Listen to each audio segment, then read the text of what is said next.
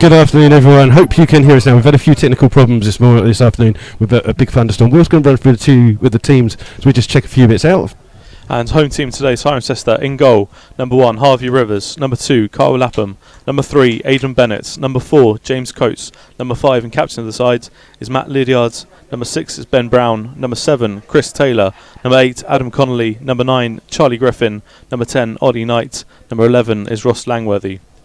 Substitutes for Cirencester today: number 12, Lee Smith. Number 14, Callum Youngsum. Number 15, Jody Bevan. And the Slough Town team for today is number 1 in goal is Mark Scott. Number 2 in captain of sides is Sean Fraser. Number 3, Paul Stonehouse. Number 4, Guy Hollis. Number 5, Mark Nisbet. Number 6, Lee Togwell. Number 7, Lewis Putman. Number 8, Simon Dunn. Number 9, Lee Barney. Number 10, Gavin James. Number 11, Warren Harris. Substitutes for Slough Town today: number 12, Josh Jackman. Number 14, Brad Hewitt. Number 15, Nathan Webb. Number 16, James Dobson. And number 17, Charlie Moon. Yes, ladies and gentlemen, thank you for joining us. Sorry we're a bit late there. We've had a bit of a thunderstorm here at Cirencester, which has affected the signal that we were picking up on the internet and through the 3G, but hopefully we're back on and you can hear us now. Joining me in the commentary is Will. We're just waiting for the captains to finish shaking hands. Slough will be attacking from right to left, and it was crazy. There was a massive thunderstorm. It was huge. I don't know, it was like thunder, lightning, rain was coming down, and that's absolutely glorious. chucking it down with rain, wasn't it? Yeah. And now it's absolutely glorious sunshine, and we're working. So we're just apologies for being a little bit late. So, but we're back. We're back with you now. If you do want to get in contact with us, I'll set those up in a minute because we're a little bit behind starting. But usual way to get in contact is you can contact us if you're listening on YouTube. There's a YouTube comments box. We're just waiting for the kickoff to come. Really, just Slough Town will have kickoff today. As you said, kicking off right to left as we look at it. And we're just waiting. Slough going to just a different change for Charlie Moon sitting on the bench today. And Nathan Webb off for League Togwell as well. That's the only 2 changes for the Rebels. We're just waiting for the referee, Mr. Robert Cockle, to get the game. And I don't know what he's waiting for. And Slough do have the kick-off. Simon Dunn with the ball and just plants the ball almost out for a goal kick. In fact, he has kicked it out for a goal kick. Slough Town managing to mess up their kick-off routine. So you can contact us through a couple of ways. If you're listening on YouTube, you can give a comment on there. If not, you can contact us through Twitter at MyFC Rebels Radio, and it will come through to us here. We'll keep you up to date with some of the latest scores from around the other games in our league, which we'll run through in a second. So we're just waiting for Harvey Rivers, the Cirencester goalkeeper, to get the game back underway. Long kick by him, aimed to the captain Lydiard. He's beaten to the ball by Nisbet. It breaks kindly for Griffin. Griffin trying to flick the ball on here for the run of Langworthy. Langworthy up against Hollis, and Hollis just robs him and boots the ball clear there. Good defending by Guy Hollis. It's out for a throw-in just inside the Cirencester home. It definitely didn't come off there, referee. Where's he going with that? It's at least 10 yards further forward there. And the ball cleared by Stonehouse, just bounces over the head of Togwell, back towards the right back Lapham, but he's robbed by Gavin James, and the ball comes to Putman, and Putman just launches a long ball down there. It's over the top, just giving something Lee Barney to chase, and it runs straight through into the arms of Harvey Rivers. And it's crazy, isn't it? Because it was just a minute ago, it was literally pouring down, and now the sun's out, and it's a gorgeous day. Long ball forward, looking for Griffin, beaten to the ball. There's an offside call, the ref hasn't seen it yet. There we go. Offside decision there.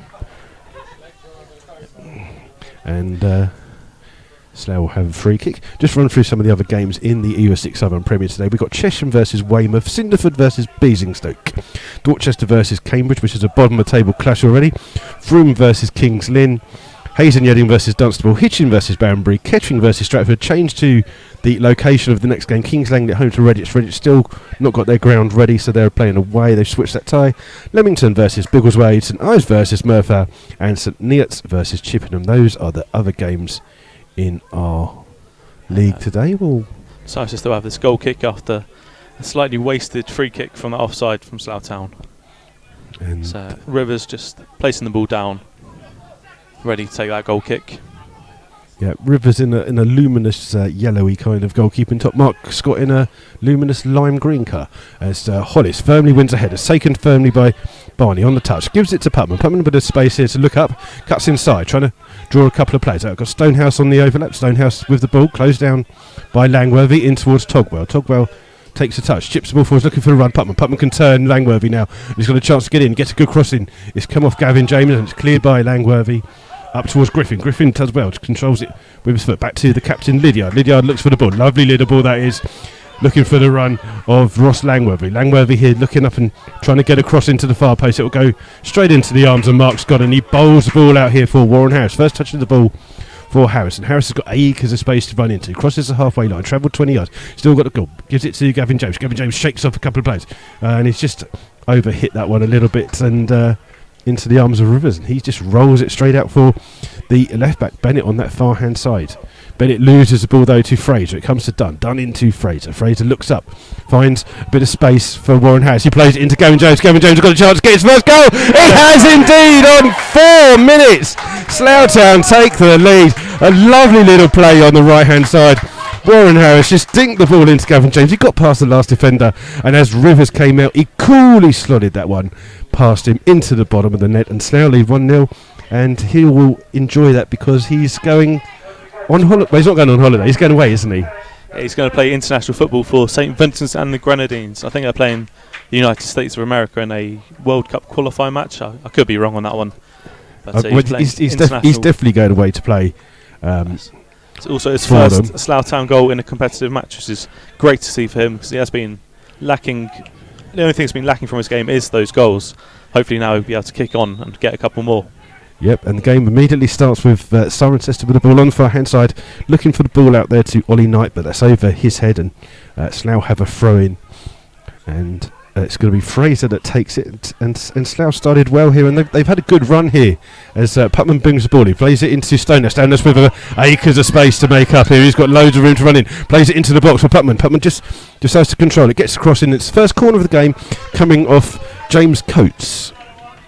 And I was just going to say that Slough have done well here. The last 2 times they've come here, they won 3-1 last season away from home, and then they won. Oh dear, the St Ives versus Merthyr game has been postponed because the Merthyr Town bus has broken down on the way and they can't get to the game, so that game's off. There you go. It's a very early postponement in the season. As the cross comes in from the corner, it's going to be headed clear only as far as Warren Harris. Harris trying to head it back in. Nisbet trying to fight for the ball. Ball's cleared there, but it only comes as far as Togwell. Togwell just takes a touch, gives it to Putman on this left-hand side. He's made a bit of space. That Putman trying to get to the byline again, and it's just come off himself there. And that's good play there by Adam Connolly. He's seen the ball out, and Slough with a good bit of pressure here at the moment, isn't it? Yeah, they're trying to use their pace on that counter-attack. It seems to be working, but Cirencester getting back in numbers and just preventing his crosses coming in from Slough. Yeah, so just to confirm there that the St Ives Merthyr game has been called off because Merthyr broken down on the way. As a long kick by Rivers is headed clear by Nisbet, then headed forwards by Coates, trying to find I thought he was in an offside position. The ball's out with Lydiard. Lydiard trying to play the ball back in, trying to find Griffin. There's a mistake there. Griffin got a chance to shoot, and he's just put it wide of the goal. That is an excellent effort there for Charlie Griffin, the Cirencester number 9. He got a bit of a fluke. I think it was Sean Fraser had slid in and the ball fell kindly to him, but he couldn't put it away, and it's just gone wide of the goal, and it's a great chance there. Yeah, with that heavy rain we had before kick-off, it's quite slippery out there. I think it's the second time I've seen Sean Fraser slip as he's trying to turn, so it's something we have to keep an eye on. And good afternoon to the people of St Ives Town FC TV who are listening because they've got nothing else to do now that the game's been on. Ball's long kick there by Scott. It's come through to Warren Harris, but as he's tried to cross it in, it's deflected off the left back Bennett and into the arms of Harvey Rivers. So just to remind you, with 7 minutes into the game, Slough already lead 1-0 for a goal by Gavin James. So Rivers kicks the ball long, but it's going to be cut out by Sean Fraser, and Lee Togwell's then going to knock it on, looking for Warren Harris. He's going to get there first, but it's cleared forward by Bennett, looking for Griffin, and the ball's going to find Taylor on that left hand side. He's going to put the cross in, as well cut out by Hollis. And Slough just trying to get the ball out, but again it's put into the box. It's Langworthy with the effort, and he's just hit it over the bar a little bit. Sorry, Will, you weren't coming through very well then. So if you just talk louder. That's better. That okay. came through. That's not that loud, but we'll yeah. Go on, you. This is fine. Sorry, you just weren't coming through there. That was my fault. So hopefully. Slough Town have this goal kick because the ball's just making its way over to Mark Scott in goal. He's just placing it down, waiting for his teammates to push on forwards. So Slough just with this 1-goal lead. Long kick again, trying to find the run of Harris. Harris does well, flicks the ball onto Barney. Barney just trying to flick it into the path of Gavin James, but it's well spotted by Ben Brown, who's cleared for Cirencester up towards Griffin. Griffin heads out to Knight on the far hand side. Just inside the Cirencester half, ball over the top, and Langworthy is offside again. That's twice he's been offside. As Slough just playing with this high line. And they're going to leave this for Mark Scott. Mark Scott, long ball. He's got Putman here. It's headed clear by Lapham. It's up towards Lydiard. Lydiard now chance to open his legs and stretch. He's got Lee Togwell with him. Togwell still going with him. Oh, great defending by Lee Togwell. That gets pulled back. And that is really good defending by the midfielder. If you'd have looked at the size of him, you really wouldn't think he'd given Lydiard a run for his money pace-wise. But he stayed on his feet. He didn't tackle him. He just got inside, and then Lydiard just pulls him back for a free kick to Slough. Yeah, did really well to get his body in between the Cirencester player and the ball, and then Cirencester player Lydiard had no chance. Not being funny, but Lee Togwell doesn't look like the fastest player that you'd ever see. But that was really good defending by the midfielders. Scott's kick is headed clear by Knight. Only comes as far as Fraser, just inside the Cirencester half. Just with a heavy touch, gives it to Dunn. Dunn forwards, but well spotted by Coates. And Coates trying to play the ball forward to Knight. Knight plays it in again. They're looking for the run of Langworthy, cleared by Nisbet. Only back to the path of Knight, but he overhits that one and does well to win the ball. But Slough get it back, and it's come out to Putman. Putman, 10 yards inside his own half, looks up, takes the ball himself, cuts inside, flicks it. Oh, it's a poor touch there, and it comes through to Knight. Knight's bundled off the ball, and Putman pushed him over and then tackled, and he's given away a free kick somewhere along there. Yeah, there was 2 fouls there from Putman. The referee had no choice but to bring it back. Putman just a little frustrated his pass, didn't quite find his man. As Cirencester gets back underway with Lapham on his right hand side, looking forwards.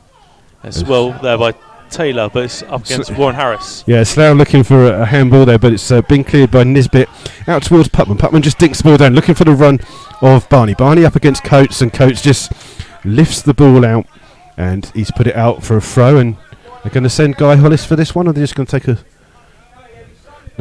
no sign of Hollis going forward. So it's going to be Stonehouse with the throw. Takes it quickly to Putman, back towards Stonehouse. Stonehouse flicks the ball in, looking for Gavin James. Gavin James, he just tries to get the ball clear, but it's going to come to Langworthy, and Langworthy can turn and look to play the ball for Charlie Griffin, and Griffin's not going to catch that when it comes to Scotty, and Scotty just chips the ball over. That's coming our direction, hits the roof of the stand, and is out.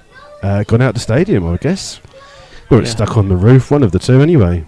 Yeah, Cirencester got 2 forwards. One, Charlie Griffin, is quite a big lad, probably not very quick, and then you've got Ollie Knight, who's much smaller, much quicker. So he'll be looking to play to their advantages. So now just cleared the ball there with Paul Stonehouse. And it'll be a throw into Cirencester just inside the Slough half.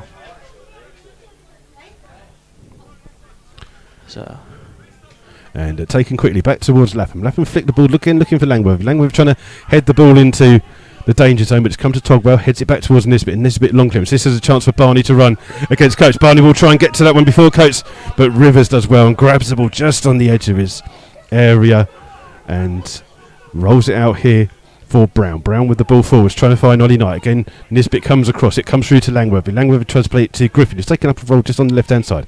Gives it to Connolly. Connolly plays the ball out, looking for the left-back, Bennett, but his ball's cut out by Togwell. Comes through though and it's a shot again, and Slough are letting Cirencester have a few shots here, aren't they? So that's was that 4 off target or 3? It's 3 off target so far. They've all been quite wild shots, but Slough will be worried that Cirencester are finding so many opportunities to find quite easy shots just on the edge of the box so early on in the game. There's a goal in the game between Leamington and Biggleswade. I think Biggleswade are leading 1-0 at Leamington. So it's a bit of an upset there. So we wait for Scott to get the game back underway with this long kick from the centre of his goal. Huge kick here, trying to find the running Coates, but that goes all the way into the arms of Harvey Rivers, and I think that the Slough maybe need to just change something. The Scotty's kicks just going straight through to the goalkeeper all the time. Rivers with a long ball forwards. It's up headed clear by Hollis and then headed clear by Fraser. It'll come through to Warren Harris. He's just shoved off the ball. It's cleared by Coates. Looking for the run on the far hand side. Slough looking for an offside, but they actually get a free kick. And Fraser's just... I think he's just not happy with the fact that... it was an unnecessary push there onto Fraser. And Fraser's reminding the referee that it doesn't need to be that aggressive. Yeah, so we'll just keep you with some of the scores from the ground game. If you do want to get in contact, like I say, contact us on Twitter at Myfootballclub Rebels Radio, or on YouTube. There's a little bit, if you're listening on YouTube, if you scroll down, there's a bit that says comments and it comes through to us here. Scott launches a long ball clear. He's looking for Putman. It's well headed clear. That will come through to Togwell, just inside the Slough half. Plays it in for Putman. Putman beaten to the ball by Langworth. It comes to Lydiard. Lydiard's got the ball, turns, gives it to Connolly. Connolly's ball is blocked, but it'll break through to Knight. Knight's trying to get through to Griffin, but Griffin is offside. And again, Slough playing this high offensive line, taking the free quickly with Nisbet to Togwell. Togwell goes across goal to Fraser. Cyrus is just trying to push up on Slough, and again Slough just losing the ball here a little bit. Long ball forward, looking for offside again, and as soon as Griffin touches the ball, he's offside. Slough got to be I don't like seeing that all the time. Long high offensive offside. If you get it wrong once, you're going to let someone in, aren't you? Yeah, so far Slough have been lucky. It's been Charlie Griffin, who's the bigger of the two forwards, who's probably not the quickest, and he's not made them pay just yet. But if Cirencester do find the right man, they could get in behind Slough quite easily. There's some goals around. Dorchester 0, Cambridge City 1. As Putman flicks the ball off here to Barney. Barney picks up inside the area. Just plays it a little bit behind Stoney. Stonehouse to Togwell. Togwell just looks up. He's going to have to go all the way back to Hollis. He just gives back to Nisbet. Nisbet inside his own half. Being chased down here. And plays the ball forwards. But ball's come through to Slough. Fortunately from Ben Brown. Comes through to Putman. Putman into the box. Gets it to Barney. And there's a great defending tackle there by Adam Connolly. Just as it looked like Simon Dunn was about to shoot. Another goal. Chesham 1, Weymouth 0 is an early score. And remember, it's 1-0 here. We're into the 15th minute. Slough now have their second corner of the game. And it's going to be an outswinging corner from Putman. Yeah, and Slough sending forward Nisbet and Hollis, as they usually do for these corners, adding a bit of extra height and a bit of extra danger. So we just wait for this corner to come in and Slough do the hokey cokey, as we call it now, and looks for the ball in. It's too close towards Rivers. Rivers punches clear and then flicks on. It looks like there's a Cirencester player down in the back of the net as Lydiard heads clear, only as far as Putman, and the referee stopped the game because of the injury to the player who's in the back of the goal. Yeah, I think that's a good call by the referee there. The Cirencester player lying sort of motionless in the goal. He's not affecting play, but if Slough do shoot, well, he would be trouble. He would be playing everyone on side, because the back of the goal is obviously classed as part of the pitch. Yep. So it's going to be interesting. He's back to his feet now. He looks to be okay. He's holding his stomach a little bit. Yeah, just have a drop ball I think restart. it's just a little bit winded. Maybe is the problem there. So he doesn't ask for treatment, the Cirencester player, but he's walking over to the bench, and I think he will be receiving some treatment.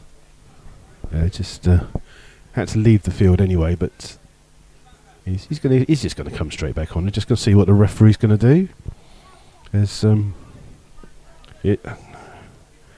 not sure what he wants to do. It looks like Cirencester are going to just boot the ball back to Slough, and Slough will get the game back on. The ball's come all the way through to Mark Scott. So Innie Effiong, the non-league legend, was the person that gave Biggleswade the lead as a long ball forward. Trying to find again Warren Harris, and Harris, it just flicks off the top of his head. Long ball there over the head of the left back Bennett. But Slough, maybe that long ball's maybe about 10, 15 yards too far, too deep. Yeah, unlike Slough, Cirencester are dropping off a bit deeper in defence, and it's just quite hard to find those balls over the top. There's not much space. And we see Mark Scott's got a big kick on him, and Says just seems to be overhitting it a little bit. And every time it's running through to the goalkeeper or for a goal kick. There's a long kick by Rivers, flicked on by Lydiard, but headed off there by Stonehouse.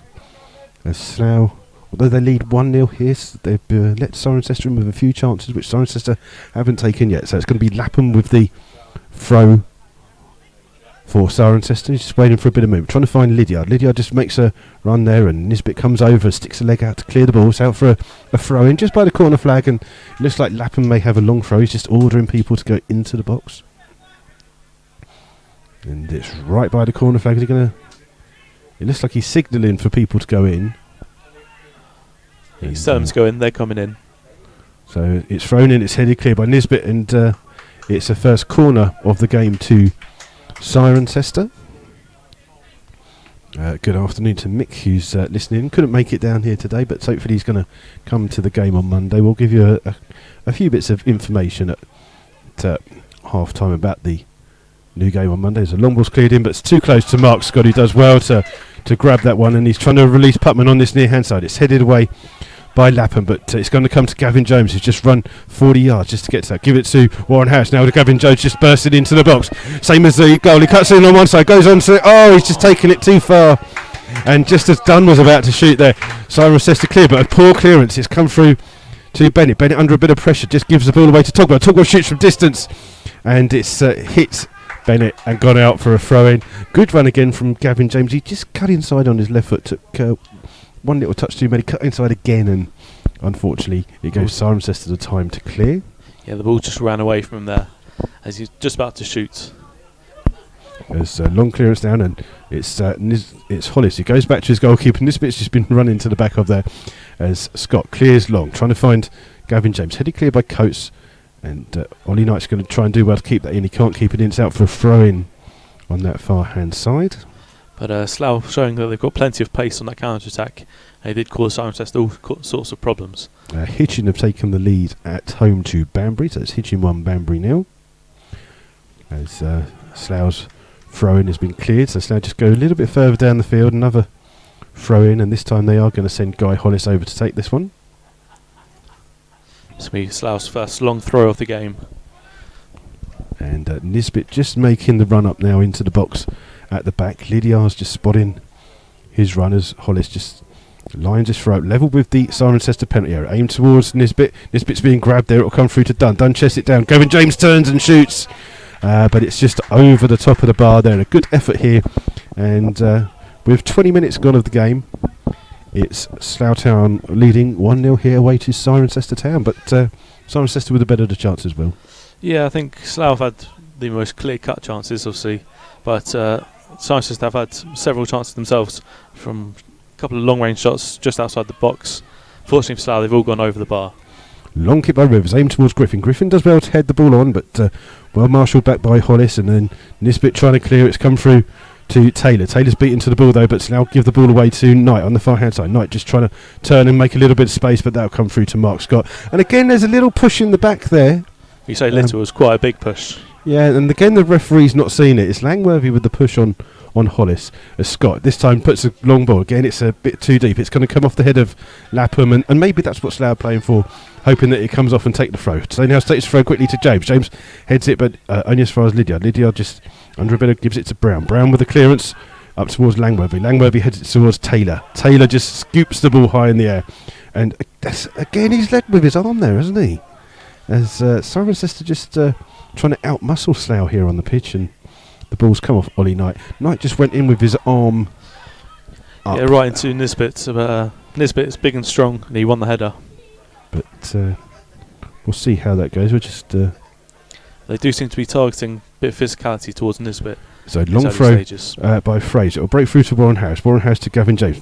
They're just trying to flick it in there, but Warren Harris couldn't take the ball as it got stuck underneath his feet. It's out for a throw in on the far hand side, about 10 yards inside the Cirencester half, which Bennett will take for Cirencester. Again, trying to find Griffin. Griffin heads the ball on, and Knight trying to flick it on, and he's getting a bit of aggro there with Guy Hollis. It comes through to Lydiard. Lydiard now got the chance to spread the play here for the right back Lapham to bring the ball forwards.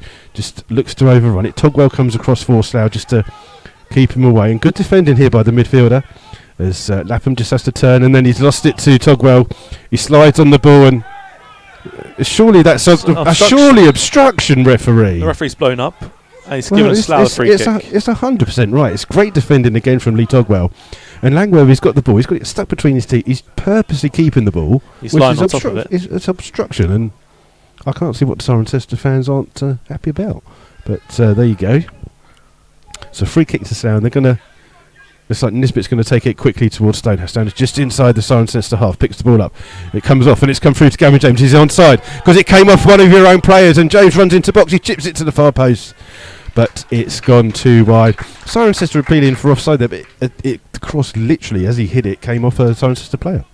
I think it would have still been offside, but I think Gavin James possibly timed his run just right. But in the end, though in mind, it came to nothing as James overhit his cross, and it's going to be a goal kick for Cirencester. Yep, halfway through the first half here, it remains Cirencester 0, Slough Town 1. That goal from Gavin James after 4 minutes, just what separates the team as Rivers. A long kick forward, it's an easy header for Hollis. Heads it forward, just over the head of Barney. It was cleared by Coates, and then Togwell with header for Slough, trying to find Warren Harris on that far hand side, but Bennett just sees it out. It's out for a throw in on that far hand side.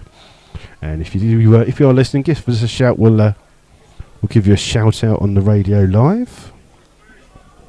As the ball's thrown in, it's flicked on by Griffin towards Langworthy. Langworthy just loses the ball, but it breaks through to Connolly. Connolly flicks it out to Lapham. Lapham immediately closed down by Putman. Goes past Putman and then looks for that ball over the top, trying to find the run of Ollie Knight. Tom Fraser stops, and Ollie Knight's it. Oh, and some great defending there by Slough, but it's still Cirencester with the ball. They're trying to get the cross in quickly. It's come off Fraser. It's out for a corner as Fraser just stopped to see the ball, and Knight got in, went past the goalkeeper, but Hollis blocked the ball there. Yeah, there's a little bit of miscommunication as Scott came right to the edge of his box trying to get that, but he got there second. Fortunately for Slough, it didn't quite fall kindly for Ollie Knight, and Slough got away with it and got a corner. Given away a corner. And it's taken quickly to the far post where it's headed clear again by Slough. Comes through to Gavin James, chests it down inside the penalty area. Now he's going to run with the ball. He's run 20 yards. Now he's going to try and find the ball, looking for the run of Barney. Barney up against Coates, but it's just hit too hard, and it's out for a goal throw-in, on that far hand side.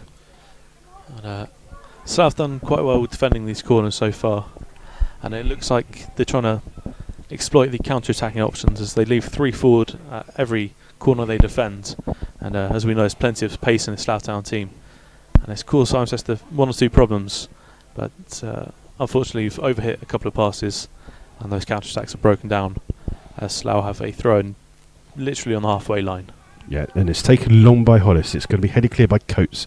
Come through to Togwell. Togwell heads it forwards for Slough. Comes through to Gavin James. Holds the ball up. Coates breaks here to Warren Harris, to Dunn. Dunn back towards Warren Harris. Now Harris has the chance to chip the ball into the post. It's come through. There's 3 Slough players there. It will break for Stonehouse, who hits it, and it's blocked there by Lydiard. It's out for a corner for Slough. And good play there by Slough, just working the ball round. Broke to Stonehouse, who's in central position, wasn't he? And hit it with his right foot. Yeah, it's very lucky that Stonehouse is able to use both of his feet as well, because that fell kindly for his right foot. Some really good build-up play by Slough. 1 and 2 touch passes, and they come away with a corner. Yep, and Putman again over to take it. This one's going to be an in-swinging corner from the Rebels. Mark Scott just having a chat to Sean Fraser on who's defending against Charlie Griffin on the halfway line. We'll wait for this in-swinging corner from Putman to come in. It's going to be floated in. It's almost gone into the box, and then it's hooked clear by Bennett. It'll come out to Togwell. Togwell will just take it down and get it back out towards Putman. Putman can get the ball in again, second time. Aims for up. There's a shirt pull there on Gavin James, not spotted by any official, and Rivers catches the ball. And I think Lydiard is looking for an Oscar there. He fell down in that corner and screamed out in pain, but there's no one near him. Cirencester to bring the ball out here with Connolly. Connolly flicks it out to Lydiard. He's trying to release Lapham on this near inside, but it's a little bit behind him. He goes back to Coates. Coates flicking the ball forwards. Headed clear well by Stonehouse. It'll break to Togwell. Togwell just closed it down to Warren Harris, who's just switched sides after that corner that Slough had. Back towards Stonehouse. Stonehouse chipping the ball forward, trying to find the run of Barney. Ball just about staying in. Coates has to come across for Cirencester. Just goes into and plays it off for a throw for Slough. And again, this time Slough not going to send Hollis forwards for this long throw. Yeah, it's going to be taken short. About 10 yards away from the corner flag. By Stonehouse. Stonehouse just waiting for a bit of movement. Looking for someone to make some runs. It's Putman and makes a run. It comes back towards Stonehouse. Takes it on his thigh. Got Putman with him and trying to release him. And the ball still floating around. And it gets to Putman. Putman with a chance to look up and get a cross in. Cross is a bit deep. And it's Bennett underneath it for Cirencester. Up against Dunn. And Bennett's just trying to keep it in, but he can't. It's out, and he's put it out of the ground. And Slough will have a long throw. Yeah, it's a long cross there from Putman. Unfortunately, it wasn't anyone on that right-hand side for Slough, as Warren Harris has drifted over to this left-hand side previously. But Slough come away with that throw-in, and this time Guy Hollis will be taking it. Sorry, you're just making a bit of a popping noise with your microphone, so I'm just trying to sort it out. We're just waiting for Hollis to launch this long throw into the box. Again, aimed for Nisbet. Nisbet to flick it in. It comes to Warren Harris. He hits it down. Oh, what a good save by Harvey Rivers that is. Warren Harris from literally about 14 yards out. Hit it down into the ground. It looked like it was going in. And then Harvey Rivers with a full-length save just gets a hand to it, pushes it out, and it's a corner to Slough. That's a really good save. Yeah, it's a fantastic save. And pretty much every single one of his teammates went over to pat him on the back, because that looked like it was going to be 2-0. There's a great shot by Warren Harris, but Slough with this corner once again. Again, Putman to take it. It's going to be an outswinging corner for the Rebels. It's going to be a free header at the far post. It's headed clear though by Bennett towards Langworthy. Langworthy clears, looking for the run of Griffin. Griffin up against Fraser. Fraser just being told to keep him up. Griffin's just got to go back to Langworthy. Slough chasing the ball down, and they've won the ball. And it's come through to Barney. Barney now, as Slough look to get the game on the attack, they flick it through to Warren Harris. Warren Harris trying to keep it in. He gets it in towards Dunn. Oh, and he's fired over from 6 yards on the run though. It's good play by Slough. Cirencester have a player injured on that far hand side, but Dunny just breaking into the box late. He just got a foot to it, but couldn't keep it down. Yeah, and there's a Cirencester player down. It looks like Bennett, I think. But Slough did really well to press Cirencester high and win the ball back.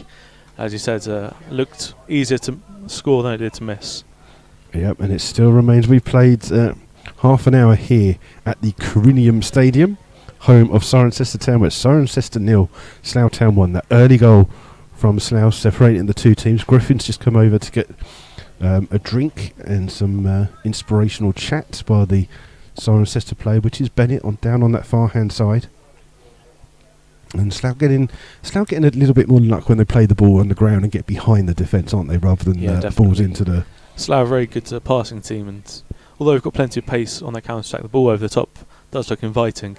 But I think the 1-2 touch into passing between the players is usually much more effective, and we've created 2 or 3 really good chances in the last couple of minutes because of that passing. Yeah, some goals from around the game. It's now Hitchin 2, Banbury 0, and this time it's Matt Lynch with the goal there. Kettering 0, Stratford 1, which is a surprise, and it looks like that shower that we've had has gone up towards Biggleswade, because apparently it's piddling down is I think it's the polite word that we could use for that. The pitch definitely got a soaking earlier today. Bennett is hobbling, but he's back to his feet. And Cirencester will have this goal kick. Yep, it's going to be game. Yep, Rivers with this goal kick for Cirencester. And long kick by him, trying to find Griffin. Griffin up against Hollis. It's Hollis that miskicks it. Headed clear by... There's a clash of heads. Referee's going to stop the game now. Now, why has he not stopped the game? It's a clear head injury there to Sean Fraser. And he hasn't even noticed. He's not even looked. Yeah, Sean Fraser's down on the ground. Referee's now walking over to him. Slough got the free kick for an offside. But there's a clear clash of heads between Ollie Knight and Sean Fraser. Fraser went down and didn't get up. Both players went down initially. Yeah. And Fraser's just... I think he's just making sure that he's got... he can see, not double. Yeah, he's... But he's back to his feet, but the referee's missed it entirely. It was only about 5-6 yards away from him as well. Cinderford have taken the lead against Basingstoke. Cinderford 1, Basingstoke 0. Ball with Stonehouse. Stonehouse flicks it off to Putman. Putman trying to turn inside. Got a chance to get it to Gavin James. Gavin James just having his shot out. Turns well. Got a chance to play in Lee Barney if he can. Oh, he just delayed it too much, and it's given Coates the chance to clear. Only as far as Nisbet. Nisbet with the header. Good intelligent header out towards Stonehouse. Back towards Togwell. Togwell just lets it come and plays well, trying to find Warren Harris. Warren Harris with that little header in now towards Barney. Barney inside the box can turn. Try and get the cross in. It's going to get another chance. It's well blocked by Coates. Back towards Barney again. He'll come out to Dunn. Dunn will play it to Togwell. Togwell has got Fraser on that far hand side and uses him well. Fraser just plays it into Dunn. Dunn's now got a chance to turn. He's going to hit it from far. Hits it low, but that's what you call in the game is a daisy cutter and straight into the arms of Harvey Rivers. But James had burst into and he should have played it. Yeah, he should have played it a little bit earlier. Barney was free. Yeah, Barney had made a run clear and it just delayed it, and a Cirencester foot blocked the ball. As headed clear by Togwell from the goal kick. Cleared by Bennett. Only as far as Togwell is controls it. Gives it to Fraser under a bit of pressure, who hoofs it down the field. Comes off Coates. And Slough trying to win the ball back here. And Fraser's just barged into the back of Ollie Knight on the far hand side, giving away a free kick just inside the Cirencester half. A little bit of their own medicine, maybe? Yeah, I think Sean Fraser's a little bit frustrated that the referee hasn't been giving him those fouls. And he's made sure the Cirencester player was going nowhere there. So free kick to Cirencester just inside their own half. And it's taken by Bennett, trying to get it into the box. It's headed clear by Nisbet. It'll come through to Lydiard. Lydiard takes it down, plays it to the right back, Lapham. Lapham just trying to dip the ball into the box. Slough trying to get to it. And there's a free kick to Slough. I think there's a bit of holding by Charlie Griffin. Did you mark that foul down from Fraser? Yeah, I did. Yeah, that's right, okay. Just checking. Just checking. As it's a free kick to Slough inside their own penalty area. And we're just... the game's just a little bit quiet at the moment after that early goal. 34 minutes of the game gone. Still Cirencester 0, Slough Town 1. Long kick by Scott. Comes off the head of Ollie Knight. It will be kept in by Bennett. Bennett with a poor touch. Then he gets it the second time. It's Fraser that heads it in, and then Slough trying to leave the ball. But it comes through to Coates. Coates just does well to take the ball. Good ball in here to Lydiard. Lydiard with a chance to run at the Slough defence. Plays it to Langworthy. Langworthy just gets the ball caught underneath his feet, but gets back and is helped here by Lapham, the right back. Lapham plays it back towards Langworthy. Langworthy now looks to cross. Puts it towards the far post. Ollie Knight's underneath it. He got there first, and Charlie Griffin will keep the ball live for Cirencester, but only as far as Dunn. Oh, Dunn's just played a poor ball. Comes through to Taylor. He's just overrun it. That's a free kick on the edge. The referee's going to blow there. And I'm surprised that Togwell hasn't got a yellow card for that one. Yeah, he lunged in there onto Taylor. It's a clear foul. Yeah, a little bit late was Togwell. It's a free kick, and it's on that little bit of the D outside the penalty area. It's just slightly left of central. This is going to be a very good chance for Cirencester to find that equaliser.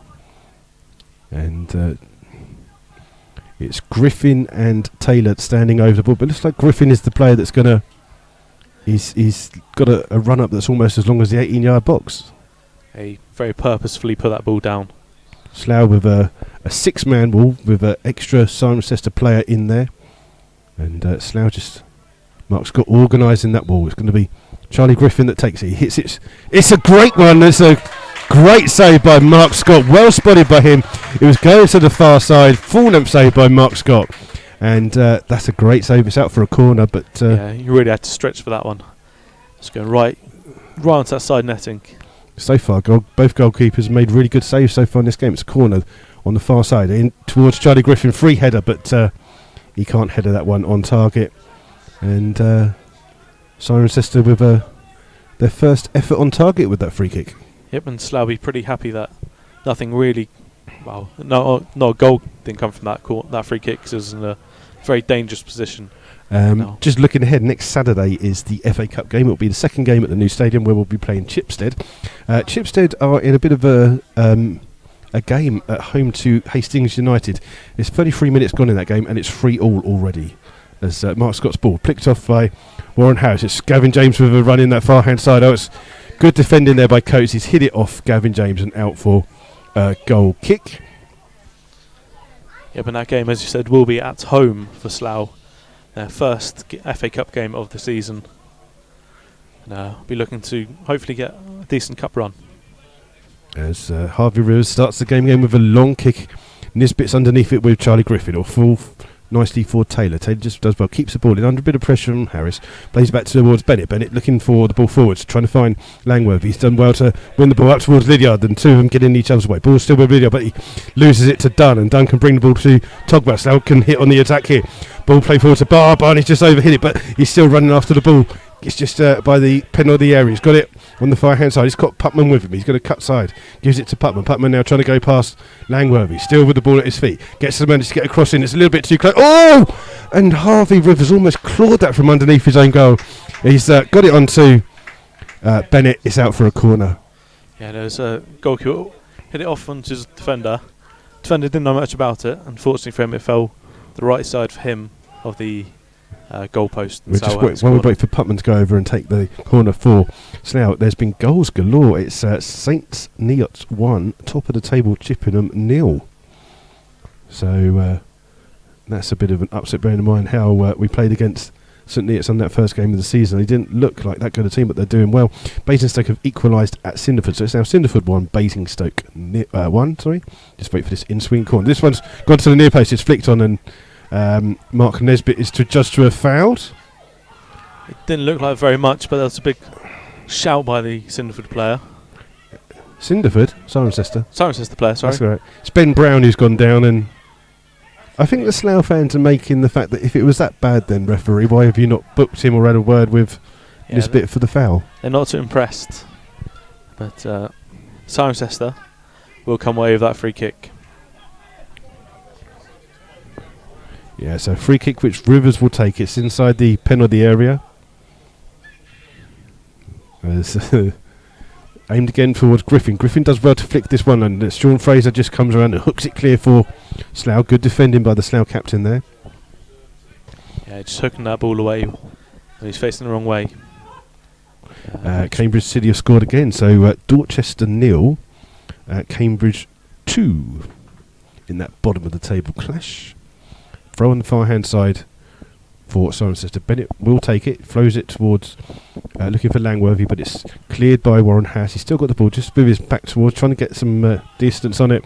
It's actually come off Warren House. It's out for a throw to Cirencester again. Bennett takes, trying to find Ollie Knight inside the box. Ollie Knight turns, he does well, takes a couple of players outside there, chips to the far post. It's a little bit behind Griffin, who heads it, and then Slough clear through Nisbet out towards Gavin James. James just can't take it, and now it's Ben Brown who shoots from distance. It's been blocked, and it skids through to Mark Scott in the Slough goal.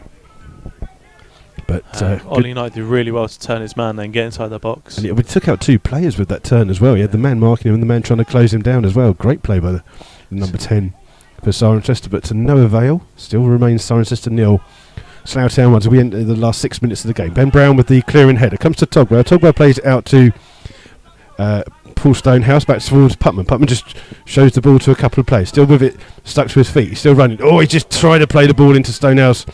And Cirencester have the ball here with Connolly. Connolly to Taylor. He's going to need a boat to catch it. It'll come nicely down break for Ollie Knight. Ollie Knight just looks up. Ball's blocked by Slough. It's come off a Slough player. It's out for a throw.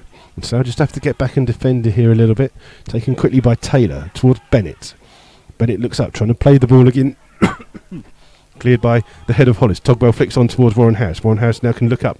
Plays it to Gavin James. Gavin James does well. Turns. He's surely being fouled there, referee. But he's still got the ball. Plays it down, and the referee has indeed pulled it back for the free kick.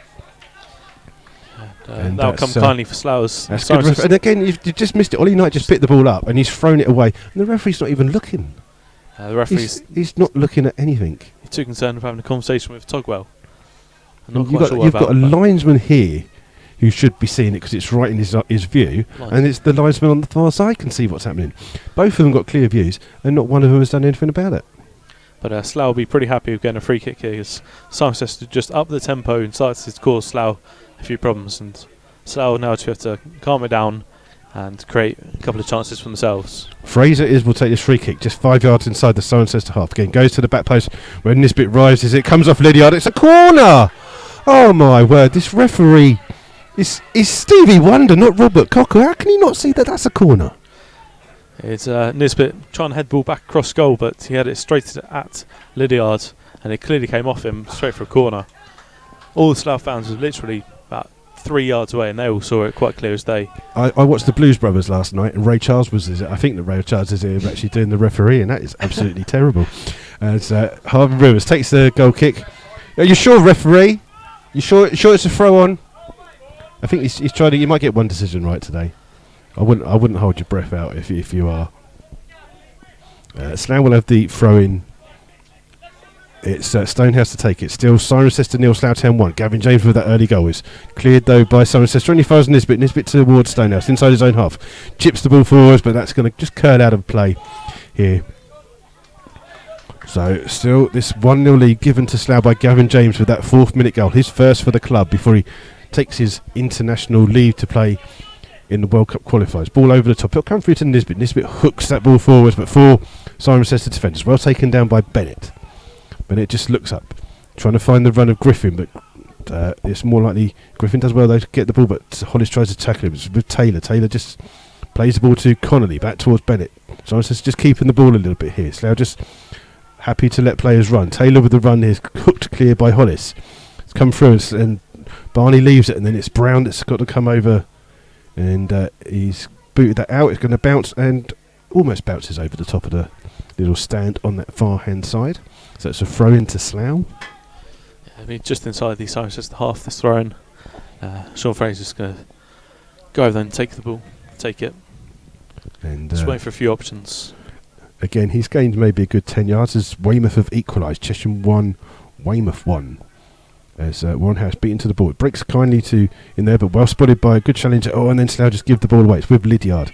Lydiard looking to try and release it. Hits the referee, but plays it back, and then Togbell trying to get the ball, and then Connolly does really well to escape a couple of challenges, and the referee says it's a free kick. And all he needs is some red stripes on his black shirt. Oh, and the ball just over the top. Mark Scott hesitated, and Griffin charged in, and Slough got to the ball first. As the two of them just acknowledge each other's. Yeah, acknowledge that it was good play by both players.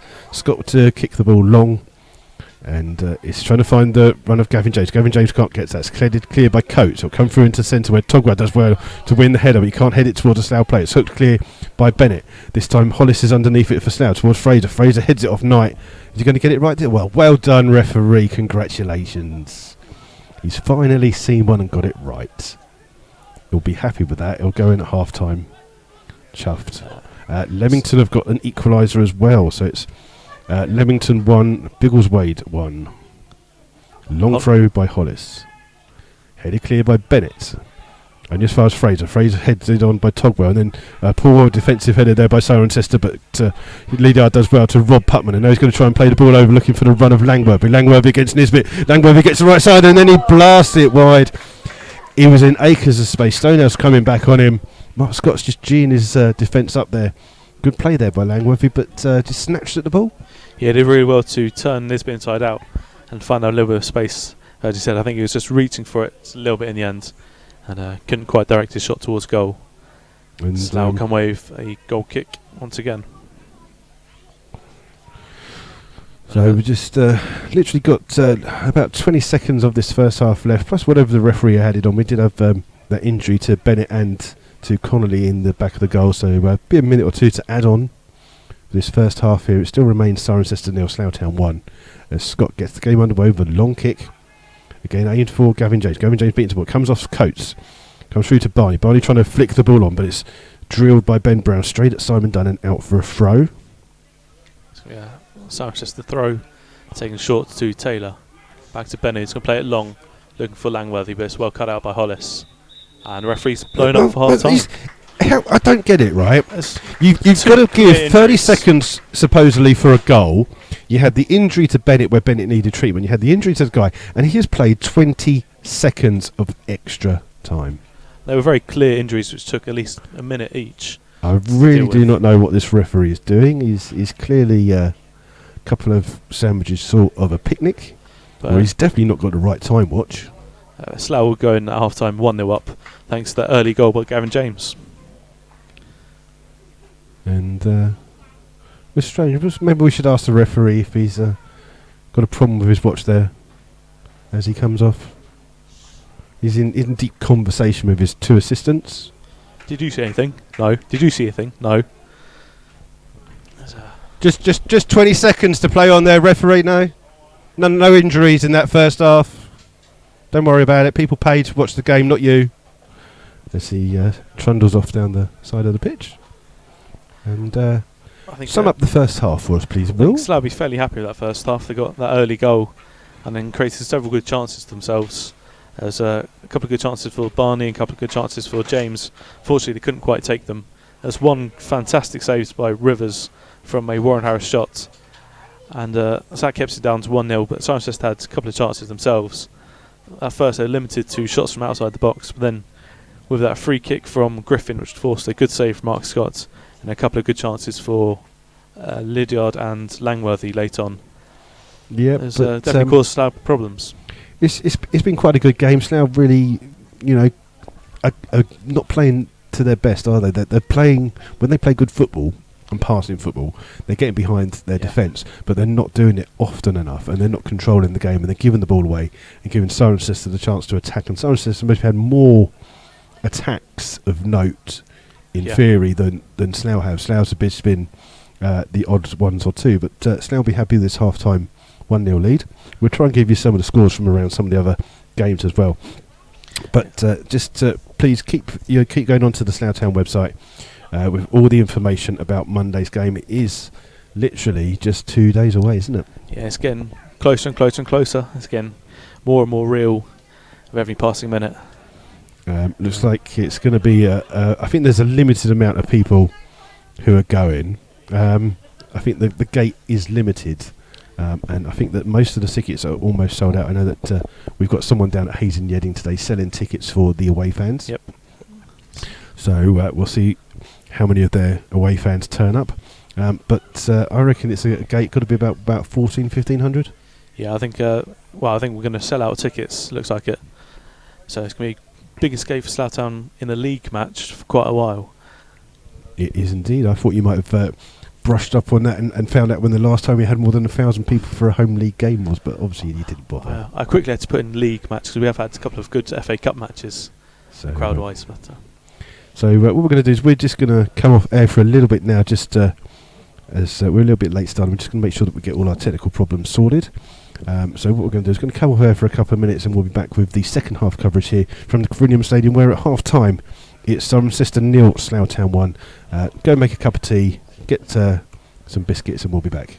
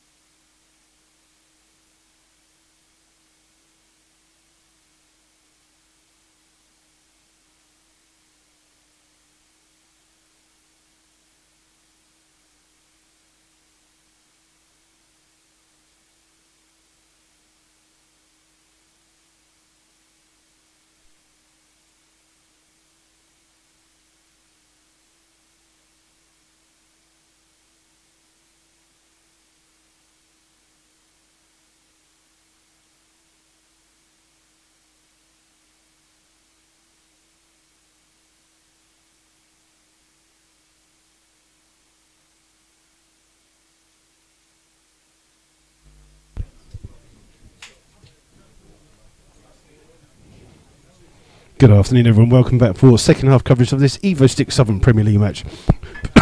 Excuse me, between Cirencester and Slough Town. We're just going to give you some half-time scores and then some very important information, which we will repeat throughout the second half. The tickets for the game on Monday between Slough Town versus Hayes and Yedding, the first game at that new stadium at Arbour Park, have sold out. So there are no more tickets available. If you have purchased them and you haven't picked them up yet, there will be a ticket office open at Slough where you'll be able to pick them up. You will need to show some ID to show that you've purchased them, but the game on Monday has sold out. So we'll find out on Monday exactly how many people they've allowed in. You've been to the ground, Will? Yeah, it's absolutely fantastic. And another little thing, if you are picking up your ticket on the ground, I think you need to try and find your order number, because that will help speed up the picking up of the tickets. But yeah, going back to the ground, it's absolutely fantastic. It's going to be one of the better grounds in this league. I'm not going to say it's the best ground in this league, because there are quite a few top grounds, but it's definitely what we've been hoping for and a bit more. I think at the moment it's enough for the football club, isn't it? Yeah, definitely. It's there will be, I'm sure there will be a few problems, as obviously Monday will be the first game, but there's a lot of work going on. I know that I've been down there as well, looking at stuff and helping out with a bit. There's been a lot of people volunteering. I know you've played a five-a-side tournament down there early on, didn't you? Yeah, got to play on the pitch. Even scored a goal somehow. You scored a goal? What, yeah, own goal? It was a tap-in. Own goal? It was for our team. But the pitch is really nice. When you look at it and when you first walk on it, it looks and feels like the grass is too long. When you actually start playing on it, it's absolutely perfect. And be able to get that passing football playing going. And hopefully that will benefit us, as we are a very good passing team. Obviously, the opposition team will have that same advantage. Yep, so that's the information that you've got. We'll repeat it just in case people, I know it's half time and you must be doing something a lot more interesting than listening to us waffle on at half time, but that information is that there are no more tickets available for Monday's bank holiday game at home to Hayes and Yedding. If you do come down, please come and see us. You'll must be see me stuck in a really small bit with very little room. There's not much of a press area at the new ground, but we don't care. We're just here to give you some commentary, really. So if it is a bit tight, it's a bit tight, but we'll cope and we'll do the best we can for you. We will run through the second half, the half-time scores, and then bring in the second half coverage. So it's currently in our league. It's Chesham 1, Weymouth 1, Cinderford 1, Biggleswade 1, Cirencester 0, Slough Town 1, Dorchester 0, Cambridge 2, Frome 1, Kings Lynn 0. Both teams down to 10 men in that game. Hayes and Yedding 0, Dunstable 1, Hitchin 2, Banbury 0, Kettering 0, Stratford 1, Kings Langley Redditch, which is the game swapped to Kings Langley, that's 0-0. Leamington 1, Biggleswade 1. The St Ives versus Merthyr game is postponed because the Merthyr coach broke down. And St Neots 1, Chippenham 0. Those are your latest scores. And we'll bring you... See some of the Slough players come out and got Sean Fraser with a bit of ice on his eye, so he must have picked up an elbow at some point. As we're right next to the tunnel there, that's what that screeching noise was as they shut the tunnel as the players look to come out. It looks like Josh Jackman's just been running back in, and Josh Jackman, you can play right back, maybe just being told to warm up just in case Fraser does have a bit of problem with that eye that he's got.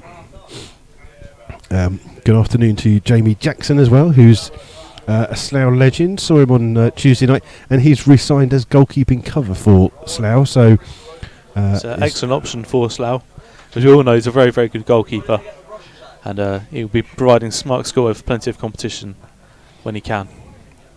Yep, he will, and it'd be lovely to have him. He's a proper Slough boy as well. So as we just get attacked by a wasp. So it's good to have Jamie back at the club. We wish him all the best.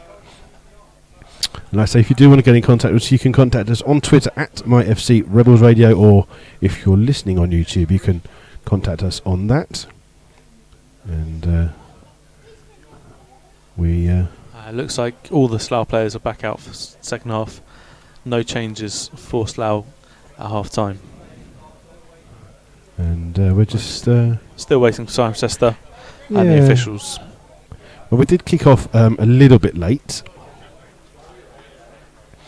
So we're just, as the Cirencester players just come out. Cirencester with just the 3 subs today, so a little bit short for the bank holiday.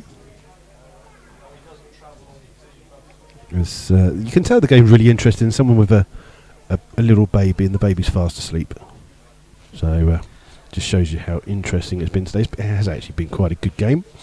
And looks like there's no changes for Cirencester either. So be as you were for the second half. Yeah, it was just waiting. The referee's out on the pitch. And there's Scotty. I wonder where Scotty had gone. He just disappeared there for a little bit. So some of the other teams are back underway for the second half. We're still waiting for the referee, Mr. Cockle, and his 2 assistants, Mr. Wentland and Mr. Bonnick, to get this second half started. The referee's in no rush. There's a gorgeous, lovely little dog down there by us. He's taking an interest in the game. Hopefully not an interest in the ball. As Cirencester will kick off the second half. They'll be shooting right to left. They're going to start. The referee just making sure that each goalkeeper's fine. He's going to check his watch. And the second half does kick off, and Cirencester immediately play the ball out. It's headed clear by Putman. And then headed away by the right back Lapham. It'll come back through to Lapham. Barney does well, takes it on his chest, and ball breaks to Putman. Putman just loses it to Lydiard. Lydiard does well to shake him off the ball back towards Lapham. Lapham just chipping the ball over, but that will bounce safely into the arms of Mark Scott. And the sun's just on this left-hand side, just gone in a little bit, and a couple of black clouds coming over, so we may see a change in the weather. As Scott, long ball down. Oh, it's over the head, and it just didn't bounce for Barney. It was Brown that missed the header, and it just bounced forwards off the ground there, and Barney couldn't get to it, and straight back into the arms of Rivers, who looks to launch a long kick down. It's cleared by Stonehouse. Not the best of clearances. It's out of the ground, and again the poor old ball boy's on his way already. So it's a throw into Cirencester on that far hand side, just inside their Slough half. As the Slough fans have slowly making their way to the goal behind to our right. That's Lapham with the throw. It's going to come through to Griffin. Griffin just touches the ball here into the path for Taylor. Taylor just short ball, and then one back by Bennett, but Slough win the ball back with Fraser. Fraser to Togwell. Togwell in towards Dunn. Dunn inside the centre circle, tripping the ball over here for Harris. Harris just couldn't take it in his stride, but still keeps the ball in on the far hand side. Up against Bennett, trying to go towards the byline. Gets to the thing, gets a cross in. Oh, it's a little bit too close to the goalkeeper, Rivers.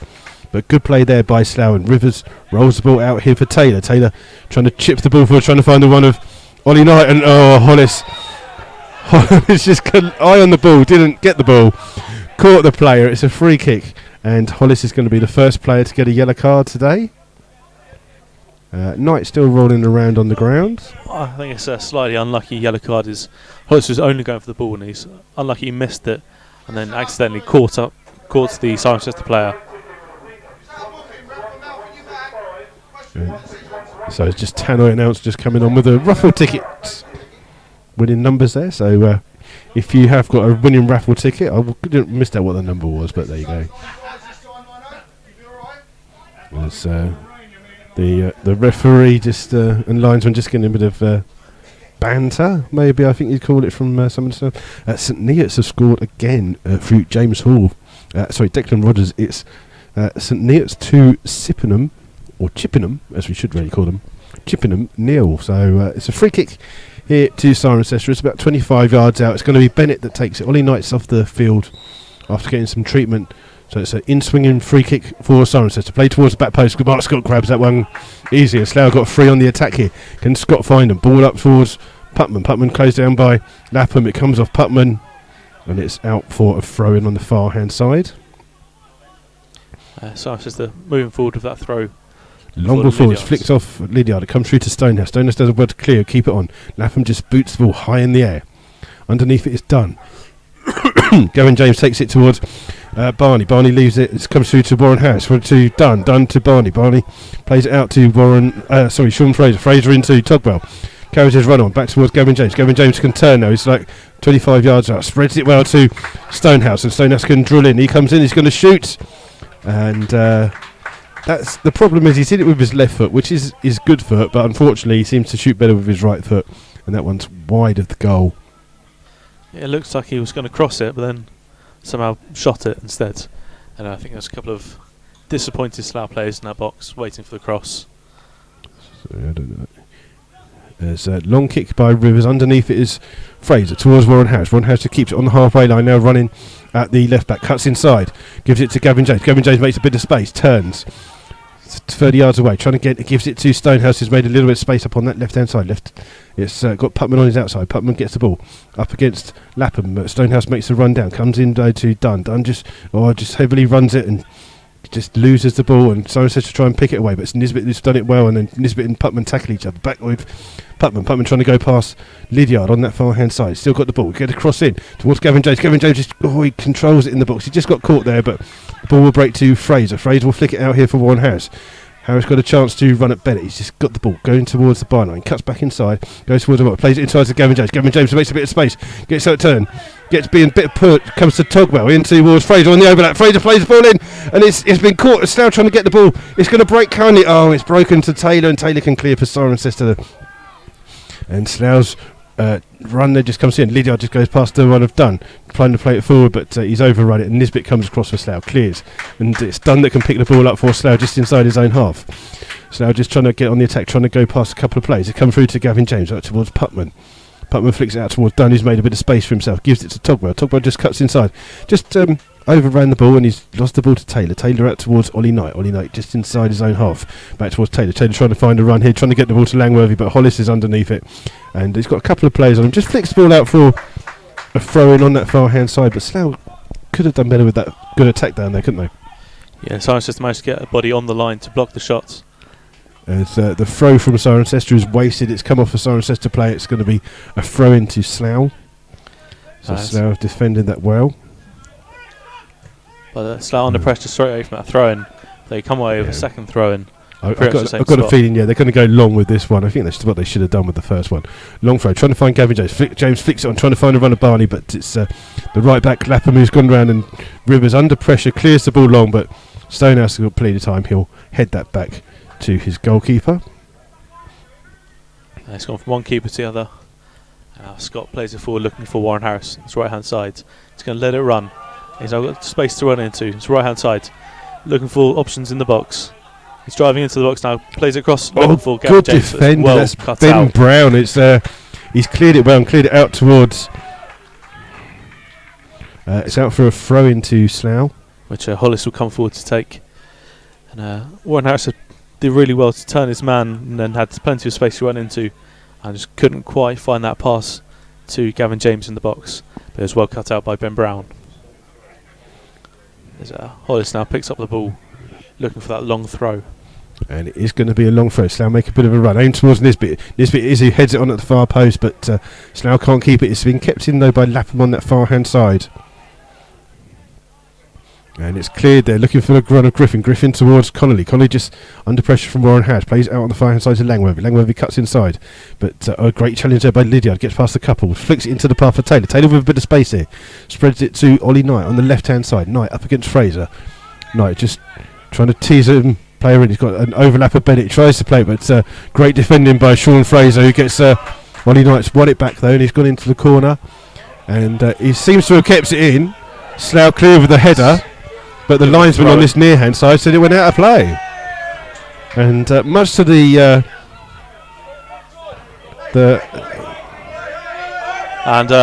Ollie Knight has a few choice words for the linesman here. Yeah, and crowd aren't best pleased. The referee is currently dealing with the Cirencester bench, and the referee's not actually realised what's gone on. But Ollie Knight's shown no respect to the lines when he said something we won't repeat. Again, the referee's just dealing with the bench here, and Ollie Knight's just chatting to the linesman now. The linesman's just telling him not to be so gobby. Yeah, and it's all coming from a throw-in decision. She's gone Slough Town's way. And it's going to be Hollis that takes this long throw for Slough. And this time what he does is he throws it into space where Nisbet can bring the ball out for Slough. Out to Stonehouse on the left hand side. Looks to play it forward. Look for Lee Barnaby. It's well cut up by Ben Brown. towards Lydiard's. Yeah. Griffin is pushed there by Nisbet. Cirencester free kick. Soft free kick there that Slough have given away. That should be doing better than that. It's a free kick to Cirencester, 10 yards inside their Slough half. And it's going to be, I think Brown going forward, or is he going to take it? No, the Brown and I don't know what the Slough fans are getting happy about over there. It's a free kick. It's going to be taken by the right back Lapham. And just sending Brown forward into the box. It's come towards Charlie Bennett. It's headed clear by Fraser. Then Nisbet heads away for Slough. Slough trying to defend it well. Cleared by Fraser. Good clearance. Only as far as Coates. That's handball! Oh, referee! Cirencester come away with the ball here. With Bennett on the left-hand side. And now they have a chance to play it forwards. Looking for Langworthy, but it's going to be seen out by Guy Hollis. And Slough will have the goal kick. Absolutely disgraceful. It's Coates has controlled it. It's clearly hit his arm. The linesman here is right in front. How can he not see it? Because it takes away the direction of the ball. Yeah, it's got to be a ball come forward into the air. Coates has controlled it and then handballed it so it doesn't run away from him. And the referee's completely missed it. But Slough with this goal kick. Putman heads on, looking for the run of Barney. Barney up against Lapham. Barney does well to keep the ball in. Runs into the corner. Goes back towards Putman. Putman under a bit of pressure does well. He's still got the ball on that far hand side. He's got Stonehouse with him as well. So he's got Lydiard in front of him. He's still got the ball as Putman. Gives it to Stonehouse. Stonehouse cuts inside to Togwell. That's a heavily hit ball, but Togwell does well under pressure to get the ball back to Stonehouse. Stonehouse now trying to find the run of Barney. It will come through to the middle, where it's come through to Dunn. Dunn still trying to chase it down. It's cleared there by Brown. Warren Harris is trying to get to it first. He does get to it first. Ball breaks out to Fraser. Fraser to Warren Harris. And Warren Harris trying to have a run at that far hand side. Dips the ball in over the head of Gavin James, and it's Ben Brown with a clearance. And it's out for a corner to Slough. Cinderford have gone 2-1 up at home to Basingstoke. It's been all action so far in the second half. And I don't know if you don't want to criticise the referee and his assistants, but it's been equally bad for both teams, I have to say. Yeah, but I mean, if a player clearly in front of us abuses the linesman, why has the linesman not brought it to the referee's attention? Yeah, the linesman was clearly having lots of words with that player who was disrespecting him. Nice. So why hasn't he brought it to the attention of the referee? In swinging corner from Slough. It's gone to the far post where Gavin James hits it. It's gone into the box. Slough appealing for a penalty. The ball's still there. It's come out for a corner this side. The referee doesn't know what he's doing because the Cirencester players aren't saying it's a corner. Slough appealing for a penalty. It's a corner on the far hand side. They're going to leave it for Putman to take. Yeah, Slough fans behind the goal aren't very happy with the performance from the referee, especially in the last couple of minutes. But Slough will come away with a corner here. I didn't see that too clearly. There's a lot of bodies in the box, but there's clear shouts of handball immediately from the shots, and the shouts are still going on, in fact. But Putman will have this call. It's been another outswinging corner.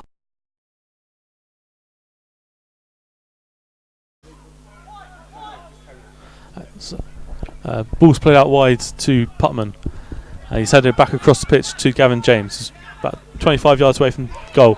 Beats his man, goes for a shot. It's well blocked there.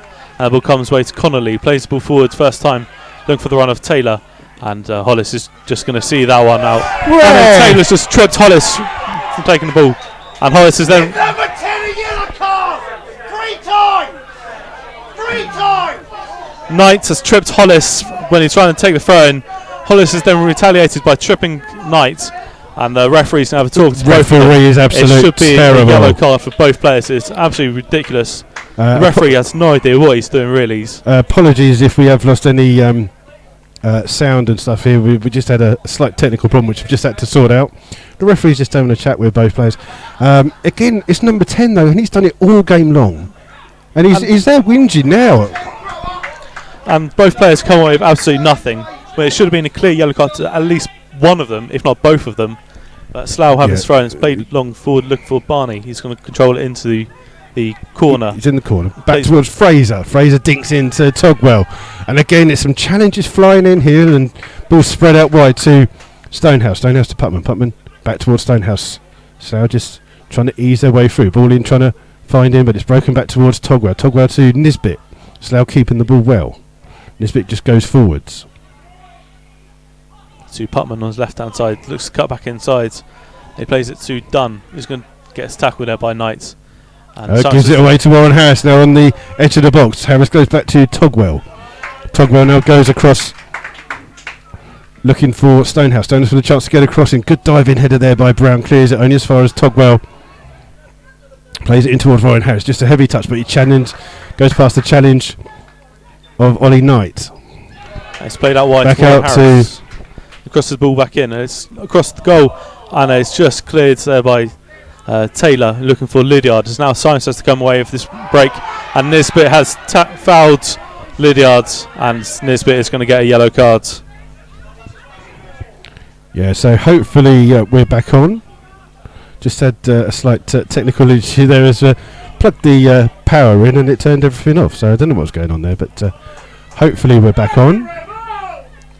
So it's all been going on here. The referee has got no idea what he's doing, and both teams are feeling very, very angry. But Cirencester have this free kick just inside their own half, as Nisbet was booked for his foul. Free kick taken long over the head of everyone. It'll come through to Putman. Putman can turn and clear. Trying to find Gavin James.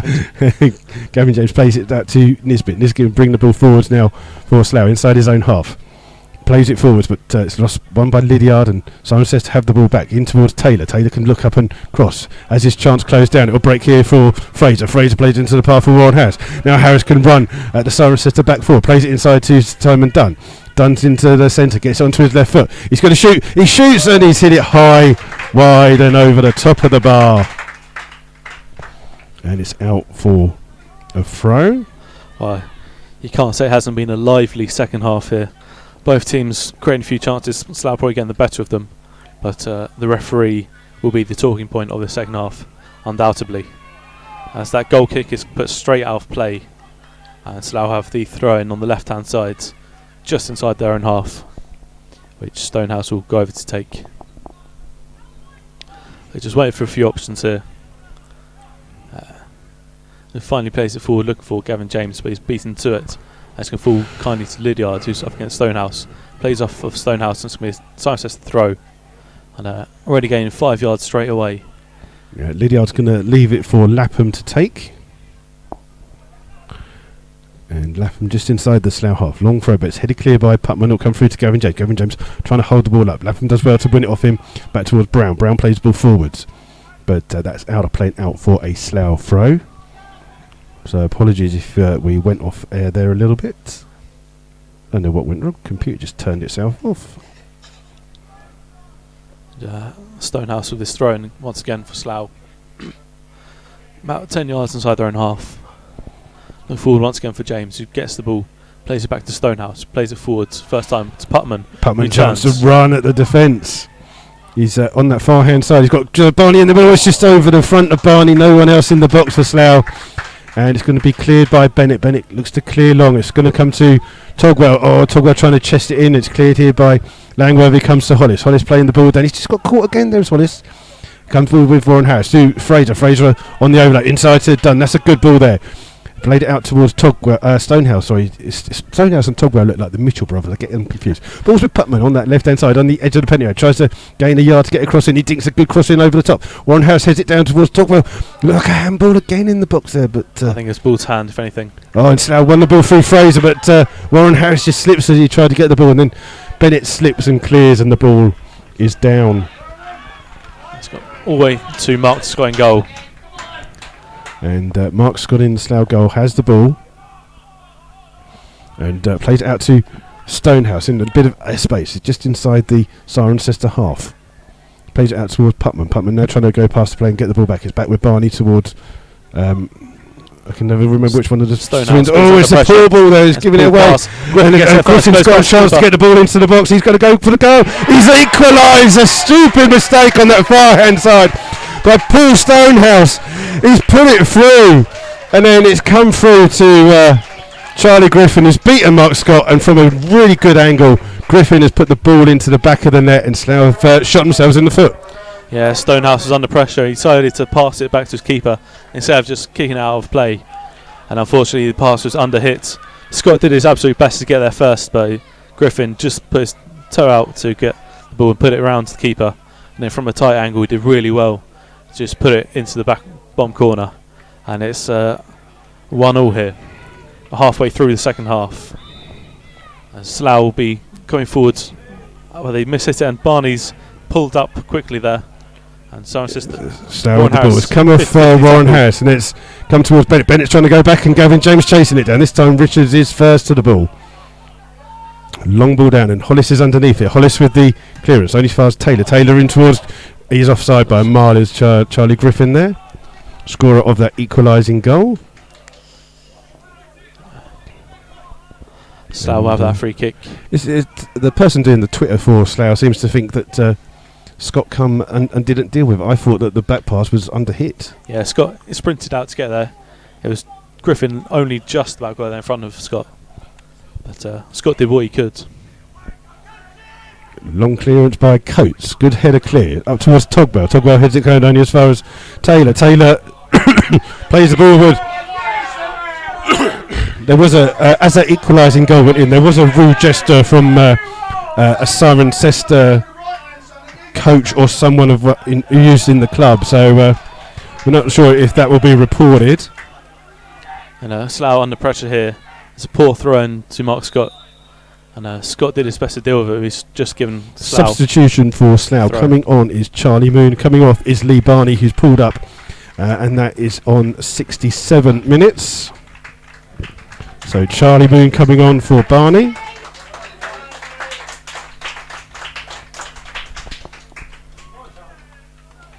That's the first substitution of the game. So Charlie Moon straight into the game. And St Neots versus Chippenham. It was 2-0 to St Neots. It's now 2-2 in that game. And game will restart with a throw on the far hand side to Lapham to take. He still wasn't taking it. He's not taking it. Takes it quickly towards Connolly, back towards Lapham, and then Lapham can go forwards. Gets across into the box, too close to the goalkeeper Scott. Scott gathers that one under pressure from Charlie Griffin. Scott just waiting for his teammates to push up the field as he clears it long, looking for Moon. Underneath it was Coates. This time Nisbet with a free header. Comes to Moon. Moon heads it into the path of Gavin James. Gavin James just forced wide of the goal, but still full of running. Now it's bursting into the box on this far hand side. Gets the low cross in. It's got a touch, and it's good defending there. It's come through to Moon on the edge of the box. Slough appealing for a free kick again, not given by the referee. And Slough just got to play to the whistle, not to the referee. Ball up here for Knight. Knight takes a heavy touch. Closed down by Fraser. Still with the ball, Knight. Does well, but robbed by... and then Warren Harris just spirals into it. Balls with Charlie Moon. Oh, and Moon's just giving it to Togwell. Broken through to Putman. Putman's got it on his left foot. He's just making a bit of space. He's going to shoot. It's 2-1 to Slough. Well, Slough will be disappointed about the goal that they've conceded. They will come back into that one. And strange enough, there's no rude gestures from the Slough bench. And unlike some certain Cirencester people. That all came from Knight having the ball, being dispossessed by Sean Fraser, Knight falling down like he'd been shot. Slough came forwards, found a couple of lucky passes, fell to Putman, took his time, and then put it back across goal. It was a carbon copy in theory where he's hit it into the bottom corner of the net, like Gavin James did. Yeah, pretty much. And Slough will be happy now to get that goal ahead once again and be leading. So Cirencester to take the kick-off. Connolly towards Taylor. Taylor swinging it out immediately, looking for Langworthy. Headed clear by Stonehouse, and then flicks on by Putman. Now it comes to Charlie Moon. Charlie Moon's 30 yards away from goal. We've got to run at Gavin James. Then you've got Togwell to his right. Togwell then plays it into the path of Warren Harris. Warren Harris trying to chip it to the far post. Gavin James couldn't get to it. It's cleared by Coates, but it's only as far as Sean Fraser. Fraser in towards Simon Dunn. Simon Dunn just looking for a bit of help. It comes from Nisbet. Nisbet on the halfway line. Goes forwards to Putman. Putman trying to turn Connolly on that far hand side. Still got the ball up against Lapham. Lapham does well, but Putman still got the ball. But Lapham's done really good defending there by the young man. He played it to Langworthy, whose clearance goes straight out of bounds and out for throw in. So Slough Town leading 2-1 here now. It was been a crazy second half. What time was that goal in the second half? I made it 67th minute. No, he came on the 67th minute, so it's a bit later. 68th then. About a minute later. As Slough have a thrown on the far hand side, taken quickly by Stonehouse, looking for Charlie Moon. Moon just brushed off the ball, but trying to get it to Gavin James. Gavin James does really well to win the ball back. Now out to Warren Harris on the edge of the box. Harris trying to make a bit of space for himself. He makes that bit of space, gets to the bar line, trying to get it in, crosses it back to Charlie Moon. Moon just had to come a bit too far and he's lost it. Good challenge there by Taylor in the box for Cirencester. Ball over the top, looking for the run of Charlie Griffin, and again Scott just mishits he's that mishit one. it, and him and Guy Hollis just exchange a few words there, and it's going to be a throw for Cirencester with Ollie Knight to take. Knight takes it looking for Taylor. Taylor does well, takes it on his chest, back towards Knight. Knight on his left hand side, trying to make a run through, gives it to Lydiard. Lydiard back towards Taylor. Taylor plays it into Connolly. Connolly with a bit of space here, trying to tee it up on his right foot, but unfortunately he's hit that one wide of the goal. And Slough will be grateful just to calm things down here for the next few minutes. We're halfway through 26 minutes into the second half. It's Cirencester 1, Slough Town 2. And it's been a crazy few minutes there, wasn't it? Well, it's been a crazy second half. Both teams been going full out. The referees made some strange decisions. Go on, got a pen. And it feels a lot longer than 27 minutes, I can tell you that. We'll see a substitution for Cirencester in a second as Taylor's got the ball, trying to find the run of Knight on this far hand side. Knight just on the edge of the box, trying to get the cross in the first time. Good cross towards Charlie Griffin, but Griffin just can't head it down on target. Heads it wide to go, and substitution for Cirencester. And Ollie Knight, who's not even gone over to shake the player's hand, he's just gone straight off, picks his shirt up, and it's going to be Lee Smith that comes on. That's Ollie Knight, who's been causing a few controversies in the second half. Yeah, and I think some of the Slough fans to our side have given him a little bit of grief, but it's not good if you substitute and you just walk straight off, take your shirt off and go and sit on the bench. He didn't even acknowledge his teammate that come on the pitch for him. He didn't even go anywhere near the halfway line. As Scott with a kick, it's headed clear well by Brown, flicked on by Langworthy, but only as far as Nisbet. Nisbet can play the ball out towards Stonehouse. Stonehouse under pressure, chips it down the line, but only as far as the right back Lapham. Lapham with time to play the ball forwards, looking for the run off. Charlie Griffin News offside, stood still, and the ball is out for throw to Slough. And Slough are now just taking their time with this. We're 73 minutes gone here at the Cream Stadium. It's Cirencester 1, Slough Town 2. As it's been headed clear by Langworthy, only as far as Togwell. Togwell keeps the ball in play, hooked away by Dunn. Underneath it is Coates. Good defensive header, but flicked on by Taylor. He's got to be in an offside position, surely. And Slough have that free kick for offside. Charlie Griffin once again in offside position. And just waiting for, I think Slough are going to leave it for Mark Scott to take. So it's a free kick to Slough, which Scott will take for the Rebels. 20 yards inside his own half. Looking long towards he's just hoping for a little touch off a Cirencester player. Didn't happen there, and it's out for a goal kick. Yeah, he was looking for Warren Harris, but Warren Harris had no chance against that one.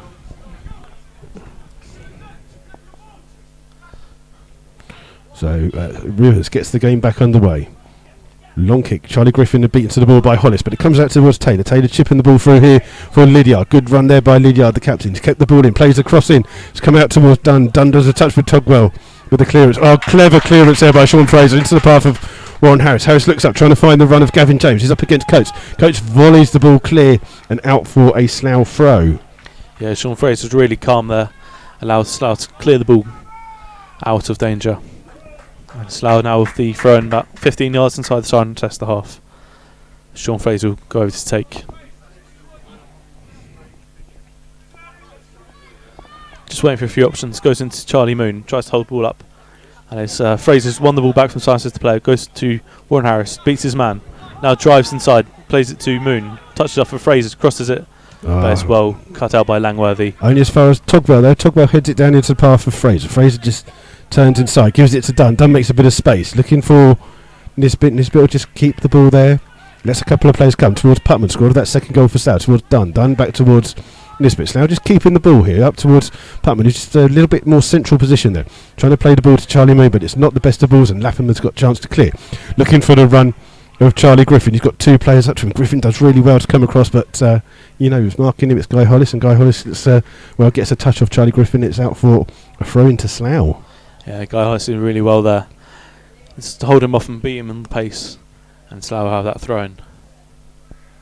And Slough will look to slow the game down just a little bit here. Yeah, Stonehouse goes to take the throw for Slough, just waiting for a couple of players to get into position. Aim towards Gavin James. Flicks on to come through to Charlie Moon. Charlie Moon just being held a little bit. They've got 2 players on him, but wins the ball out towards Togwell. Togwell trying to play the ball in for Gavin James, but Coates with the clearance. Comes out towards Charlie Griffin. He knew that he was offside. He leaves it. Ball bounces safely into the feet of the Slough goalkeeper, Mark Scott. Stratford have gone 2-0 up. Away to Kettering. As Scott, long ball down. They're trying to find a run of Warren House. It comes off Bennett. And it's out for a throw in to Slough. Fraser will take this one. About 10 yards inside the Cirencester half. Yeah, just waiting for a bit of run. Gavin James making that run for him. He's just... referee's just going to let him just do whatever he wants, really. Goes for that long throw. Aimed for James. James trying to flick the ball on. It's come through to Taylor. Taylor hooks the ball clear. Griffin's underneath it, but it's come off Griffin's head. Yeah, and Slough throwing. I'm not quite sure how he's given that. Has he given a free kick? No, it's a Slough throwing. Why does he blow his whistle for then? What, for a 4th throwing? But Guy Hollis jumped up high to try and win that ball off Griffin. His head was almost at Griffin's head height. And long throw by Hollis, trying to find Slough player. It's going to come off Coates, and it's going to be a corner to Slough. So Slough putting a bit of pressure on here. And there was an unnecessary corner given away there by Coates. He wasn't under too much pressure. He miscued his header. Into the last 13 minutes of the game. Putman goes over to take this corner. He's going to take his time walking over there and get into this one. Cirencester leaving 3 players forwards, looking to counter-attack if they can. So Putman, with this in-swing corner, goes forwards, a bit of power. Rivers does well to get a punch to it, and he's punched it clear. It's come off the head of Togwell. It come through to Stonehouse, just inside his Cirencester half. Plays ball, looking for Charlie Moon. Moon does well to keep the ball in on that left-hand side, trying to go past his player, but he's gone past one. But good defending by the right-back Lapham has cleared the ball down, but it's out of play, and it'll be a throw to Slough. It's good defending there by the right-back, isn't it? Yeah, he did really well to get in front of Charlie Moon and get that ball back. And Slough in absolutely no hurry to get this ball for a throw-in. It's Stonehouse that will take the throw on that far hand side. Still not many goals coming in from around the other games at the moment. As Slough with the throw from Stonehouse, looking for Gavin James. Headed clear by Lapham. Back towards Stonehouse. He just clicks the ball, but he's hit that too far. And Rivers will safely go for that to keep it from going out for a throw. It's going to be a goal kick. He's going to just roll it outside of his area. Look to get Cirencester a bit further down the pitch. Long ball forward. Looking for Langworthy. Missed by Nisbet, comes through to Stonehouse. Stonehouse then takes a touch, closed down by Langworth, but clears well. Good defensive clearance there by Lapham, and then Taylor flicks the ball on, looking for a free kick, but the ball bounces through to Mark Scott, and he'll just keep it with his feet there. Wait for Charlie Griffin to come in. Yeah, the referee wasn't interested in those shouts for free kick. Slough will come away with the ball here. Long kick by Scott, looking for Charlie Moon. Coates underneath it. It's come through to James. James just can't get the header down and direct it.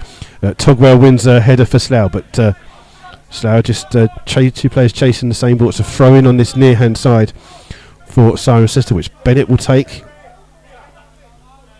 Bennett just looking for the throw. So Togwell's being hugged there, but the referee doesn't see anything on it. It's headed for.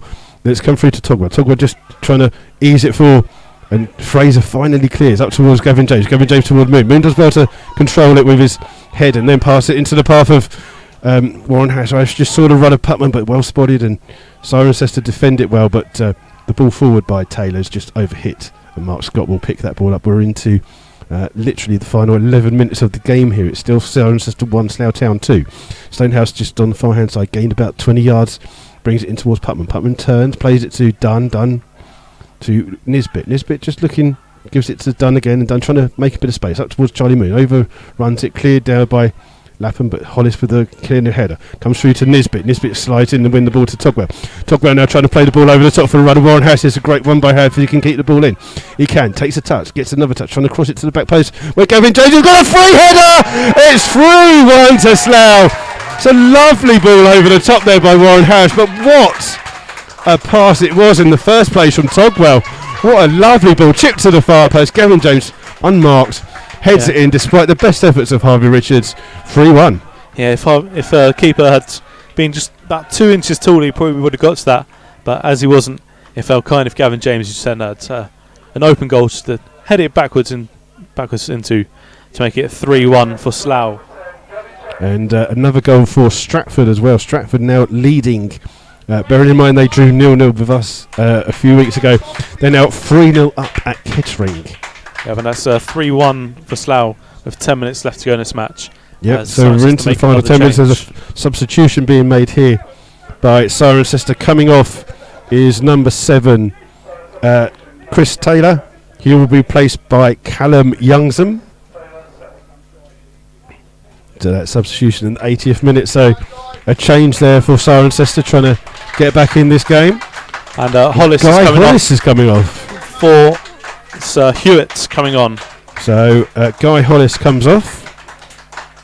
And Brad Hewitt, number 14, comes on. So you wonder if there's a little niggle for Guy. Yeah, he's not quite walking just right, is he, sir? So, but in Brad Hewitt, we've got a very good replacement for Slough. Cirencester start the game again with this goal kick-off. Ball just come through to Connolly. Connolly just evades a couple of challenges. Plays it in towards Coates. Coates inside the centre circle. Plays it in, but it's just a bit short for Lydiard. Dunn just got caught there. And how is that not a yellow card when he's given yellow card for previous tackles? Is he reached? I really do not know what this referee's been doing today. He's been absolutely terrible. So free kick to Slough. And incidentally, Griffin's goal was the first goal scored against the back 5 of Mark Scott, Sean Fraser, Mark Nisbet, Guy Hollis and Paul Stonehouse. That's the first goal that 5 had let in. Yep. Brad Hewitt's been on, and whenever Brad Hewitt's on, we concede. It's not really his fault, obviously, but hopefully it's a good sign for the future. So Brad Hewitt has come on for the second half as Slough just play the free kick short towards Stonehouse, in towards Togwell. Togwell out to Putman to Stonehouse. Slough trying to keep the ball better. Down the line looking for Gavin James. Comes off Ben Brown. Brown looking for a handball, but it's come off the chest. And Nisbet just chases that ball, but Youngsom can't keep it in. It's about it's gone out. Fifth shout for handball against Cirencester. The referee's not given a single one yet.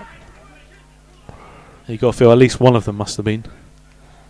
And it's a throw into Slough on the far hand side. Good afternoon to Charles Wilkinson who's listening. We want Slough to hold on. This 3-1 is a good lead to have. We're coming into the final 8 minutes of the game. And Stonehouse with the throw-in. Yeah, still waiting for the throw-in on that far hand side to come in. Slough just taking their time, killing a bit of time here. Comes through, looking for Gavin James. Flicked on by Langworthy, but headed clear by Nisbet. But Putman can't keep it in play, and it's going to be Lapham that would. It's going to be Langworthy. You're going to leave it for Lapham to take the throw-in. Looking for an option. The option's Lydiard. Lydiard back to Lapham, and it's closed down by 2 Slough players. Slough win the ball back through Togwell, but he gives the ball to Putman, and Putman just Guy hooks it, but the ball's now with Gavin James. Now Gavin James got a chance to run at the Cirencester defence. He's up against Ben Brown. He's just run 30 yards. He's going to try and knock it past him and keep it. He's got it on the far hand side. Cuts inside. Gets the ball into Dunn. Comes through to Charlie Moon. Shoots. It's 4-1 to Slough. It's offside, is it? No, it's 4. The referee's given something against Slough. I think they're given offside. I think he's given an offside there. It wasn't 4. It's only 3-1. Don't get too excited. It's a free kick to. Again. No one knows it's referee. There wasn't an offside flag from the linesman, or if there was, it was rather late. Headed clear by Coates, and back to Fraser. Fraser heads it into the path of Warrenhouse. Warrenhouse worked really, really hard today. He's running down this right-hand wing. He's got 2 players, but neither of them can keep up with him. He plays the cross in towards Gavin James. James takes a shot. He's looking for a hat-trick. It's blocked the first time, and then he blocks the next ball. Comes through to Bennett. Bennett with a lofted clearance, and that will go out for a goal kick, hopefully, will it? It'll go out for a... Has it gone out for a goal kick? It's gone for a throw-in. It's gone out for a throw-in. And I think a lot of players haven't actually realised that. Slough going to make another substitution. This time coming off is Warren Harris. And coming on is Josh Jackman. That substitution in the 85th minute. It looks like Jackman's going to help shore up the defence by playing. He's a right back, but he's going to play right midfield by the looks of it. Yeah, but it looks like he's going to probably just sit in front of Fraser when he can. So going to wait for this throw to come in from Slough. Fraser to take. Up towards Jackman. Jackman flicks the ball on. Goes only as far as Lydiard. Then Slough with the clearance. He's given it. How's he given that as a free kick? Oh my word! It's a 50-50 header. It's a free kick to Cirencester. The two players went for the ball. Fraser wins the header, but suppose he gives away a free kick. It's a free kick. It's literally level with the edge of the Slough Town penalty area. And I think it's a little bit wide. It's Smith that's standing over this free kick for Cirencester. He's going to aim to the back post, where it's Griffin with another header, and he's had so many chances today, hasn't he? And he's only got one on target, and that was from a mistake from Slough. Yeah, and there's plenty of headers he's had, and looking at the size of him, you think he probably should be good at them by now. Remarkable comeback for Chippenham. They were 2-0 down at St Neots. They are now 3-2 up. So it looks like they'll keep their lead at the top of the table. Slough still leading 3-1. Scott with this long goal kick. Aimed towards Gavin James. Beaten to the ball by Ben Brown. It will come through to Langworthy. Langworthy hooks the ball on clearly. Brad Hewitt first to the header. Back with Langworthy. Heads it looking for the rung of Youngsham to chase. Youngsham up against Nisbet. Nisbet gets there first. Clears it out for a throw in on that far hand side. To me it looked like Nisbet had been pushed. Youngsham takes the throw on quickly towards Lapham. Lapham tried to play it in, but Youngsman leads it to Togwell. Togwell can't win the ball back. It's come off Putman out for another throw. And this time Lapham's going to try and take a longer throw into the box, trying to find Langworthy. Langworthy takes it on his chest, gets a crossing on that far hand side. It's a great defensive header there by Brad Hewitt. He had Charlie Griffin and Lee Smith there with Fraser, and he just rose up and just headed that wide out for a corner, but good defensive header. Yeah, he's about a foot above everyone else at the end of there. And absolutely no messing about, just put it out for a corner under pressure. So it's going to be a corner on this near hand side. Just waiting for the corners coming. It's going to go deep post. Again, Brad Hewitt first with the header. The ball will break to Youngsman. He's going to keep it in. No, he's going to let it go out for a throw-in on the far-hand side. I think they're going to wait for Lapham, the right back, to come and take it. Looks like it'll be a long throw into the box. And Slough 9 outfield players back in the box to defend this one. Yeah, goes into the box again. Brad Hewitt first to the head. It comes through to Putman. Putman's just got time to look up and clear. Going to try and find the run of Moon. Moon up against Coates. Moon's trying to get there first. He does get his body to the ball first, but it's going to be played back towards the goalkeeper. And then Jackman's trying to get there first before Richards. Richards gets there. Oh, it comes through to Dunn, who just couldn't control it. But he's got the ball now. If he looks up. It's been tripped there. And that's a yellow. That's got to be a yellow card. Finally, the referee booked someone from Cirencester. He realises there are two teams out there that can get yellow cards. And Ben Brown into the book for Cirencester with just 2.5 minutes left plus whatever the referee adds on. If it's like the first half, he'll blow up with 20 seconds of the game gone. Well, I don't think Slough mind that at the moment. Not at all. It's a free kick to Slough just inside the centre circle of the Cirencester half. Nisbet takes it out towards Jackman. Jackman takes it down well, gives it back towards Fraser. Fraser plays it in towards Gavin James. Gavin James does well, turns his man, gives you waiting for Fraser to make the overlap. Fraser gets to the ball, gets the cross in. It's going to be headed clear by Connolly. Only as far as Putman. Putman just needs a bit of help. Oh, he doesn't need it. He's going to do it on his own. Putman's going to have a shoot. Oh, and he's just fired that one from 20 odd yards out. Just shy of the goal that Richards was looking. He saw it all the way. Could see it was just going wide. Maybe looked a little bit closer than it was from our angle. I think the keeper looked fairly comfortable to leave that one go out wide. So Harvey Richards with the ball. It's won by Jackman. It will come through to Coates. Coates chipping the ball forward, looking for Hewitt. Oh, great defensive header again by Brad Hewitt. The ball comes out now to Putman. Putman with the ball on his left, trying to go past Lapham. He just loses the ball there, but he's trying to chase it down and he's trying to win the ball back. Lapham goes back to Brown. Brown chips the ball forward, looking for Youngsman, and Stonehouse leaves it. Nisbet calls for it. Nisbet's just going to... What's he doing now? He's trying to let the ball run out. But Youngsman does really well for Cirencester to win the ball back to Langworthy. Langworthy with a cross. Volleyed clear by Fraser, only as far as Bennett. Bennett cuts inside and have a shot on his right foot. It's a shot from distance, but 35 yards out, but nowhere near the goal and safely wide for Slough's eyes as we enter the final minute of normal time. And that all came from a mistake from Nisbet, thinking the ball was going to run out of play. In the end, it held up just a little bit, and Youngsman got there ahead of him. Cirencester almost created a chance for themselves. St Neots 3, Chippenham 3 is a latest score there, so another goal in that game. Ball's with Gavin James, hold the ball up, it goes past two players, now he's running towards goal. Good tackle there from Connolly to win the ball. Back towards Brown. Brown trying to find Langworthy, who's been quite quiet in this game. Turns inside, plays it in towards Connolly. Connolly will switch the play out towards Bennett. Bennett brings it over the halfway line. Trying to play the ball forwards for Lydiard. Oh, Togwell just got in front of him there. Good defended. Plays it into Gavin James. Back to done. And then Darley trying to release Charlie Moon. Moon's onside. Moon can look up. He's got Putman in the middle. He plays it into the middle. Putman. Oh, what a great save by Harvey Richards. Putman was about to score. He had everything, and Richards has just come straight in. Putman stayed down on the ground, and the ball's with. Putman's he's not injured. I think he's just disappointed. Cirencester with the ball up towards Griffin. Griffin out towards Youngsman on the right hand side. Youngsman up against Nisbet trying to get to the post. Gets across into the far post. It's over the head of everyone. Comes to Lee Smith who shoots and blocked by Sean Fraser. It's definitely end to end here at the Corinium Stadium. Slough could have had chances to make it 4. They've got to be careful not to concede here. That was a great save there by Rivers. Looked like Putman was going to tap it in, but Rivers came out really quickly to get there. Slough have won the ball through Jackman. Jackman plays it off the left back Bennett. And Putman is down injured, and the referee's now just seen him.